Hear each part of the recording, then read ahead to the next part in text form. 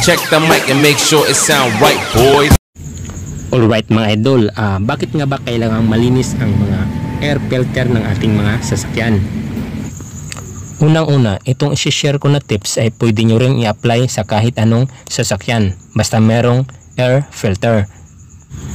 Pag marumi kasi ang air filter, may hirapang makahigop ng hangin o marumi yung hangin na papasok doon sa makina. Kasi nga nagkakaroon ng pagbabara o clog pag marumi yung air filter natin.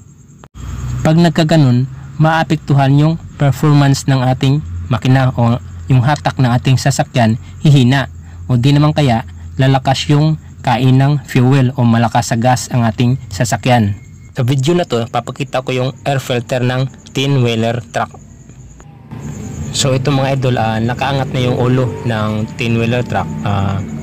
So madalas pag inangat yung ulo, nandito lang yan sa gilid. May kita yung air filter, ayan. Yung iba naman kahit hindi na inaangat yung ulo, makita mo na yung air filter. Pero dito pa rin talaga yan sa bandang gilid, madalas nakikita. Ayan, so ito yung ilalim ng makina. Ayan, nakaangat na yung ulo. So ito yung air filter. Ayan. Yan, so yan dugtong niya kasi taas. Doon papasok yung hangin. Ayan. Papunta rito. Pag binaba yan, dudugtong yan dito sa may butas na to. Yan ang daluyan ng hangin mula rito. So bubuksan natin to. Yan, papakita ko sa inyo yung air filter kung gaano kalaki. Yan yung lock niya. Ito. Buksan mo lang itong kanya, no? Binubuksan lang ng kanya ito.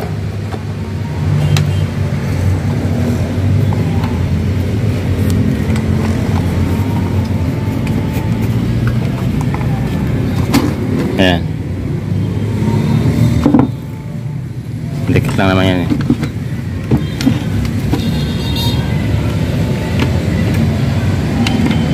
Ito yung air filter. So madali lang siyang tanggalin mga idol at madali lang din siyang ibalik, ikabit. Hindi mo na kailangan ng kahit anong tools.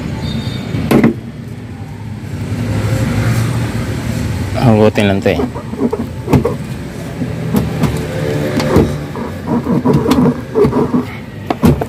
Tumigas, Yan, Kagaya nito, ayan, medyo mangitim-itim na. Marumi na talaga siya. So pag ganitong marumi na, pwede mo na siyang linisin. Pwedeng dalhin mo sa shop. Pabugahan mo ng hangin yan kasi bubugahan lang naman ng hangin yan, eh. Madali lang linisin yan. Pabugahan lang yan ng yung pressurized na hangin. Madali lang matanggal ang mga dumi-dumi niyan.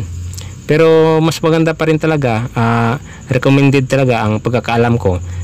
Yearly talaga yan, every year dapat magpapalit ng bagong air filter ang mga sasakyan. Papasok ang hangin yan papunta dun sa makina. Malaking tubo na yun, no? Yan ang papuntang hangin dyan para dito. Yan, papunta sa makina.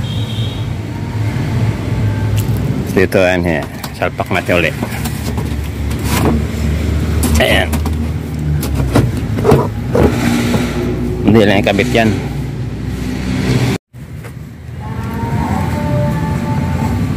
Hindi lang ikabit yan. Yan, higop siya dito.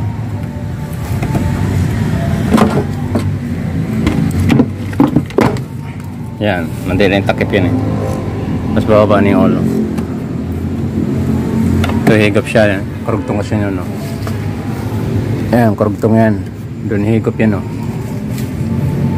Higop ng hangin yan sa taas. Ito papasok sa salpak yan dito, eh. Ito ang sa salpak.